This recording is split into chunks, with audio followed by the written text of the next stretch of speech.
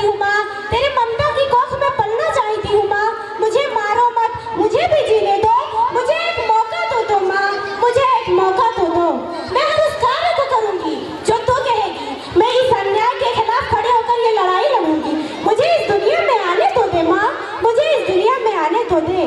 मैं जानती हूँ कि तू कुछ लोगों के सामने मजबूर हुई है, पर तू आवाज उठा माँ, तेरी आवाज को कोई नहीं टालेगा। तू आवाज उठा माँ, मेरी पुकार सुन, तू ही है जो मेरी पुकार सुन सकती है। मेरी पुकार सुन माँ।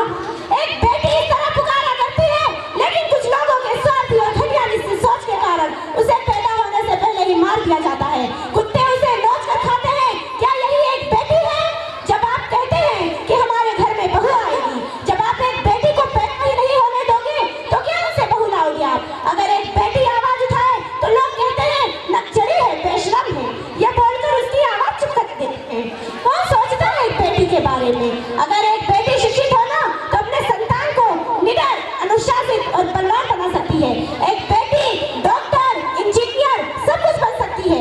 आप लोग बेटी को बेटी मत समझिए। I am not only a girl, I am lawyer, I am not only a girl, I am doctor, I am not only a girl, I am leader of my life. आप लोग अपनी बेटियों को दहेज में उपहार देना चाहते हैं। उपहार देते हैं तो शिक्षा तो दीजिए।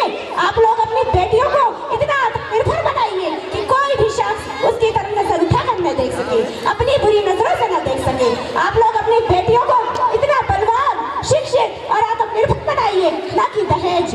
लोग कहते हैं कि बेटियां बोझ होती हैं, कभी पिता के लिए तो कभी भाई के लिए तो कभी पति के लिए। हमेशा एक बेटी को बोझ समझा जाता है। तो गाइस, आप लोगों से मेरा रिक्वेस्ट है कि अपनी लाइफ में कुछ ऐसा कार्य कीजिए कि माँ बाप गर्व से कहें आज मुझे अपनी बेटी की वजह से गर्व महसूस होता है।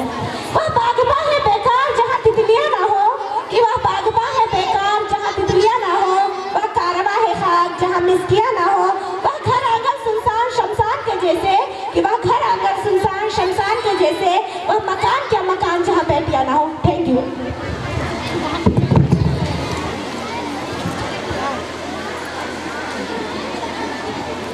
इधर यहाँ हम लोग का कुछ इनाम आया है, वो अपना इनाम लेते जाएं।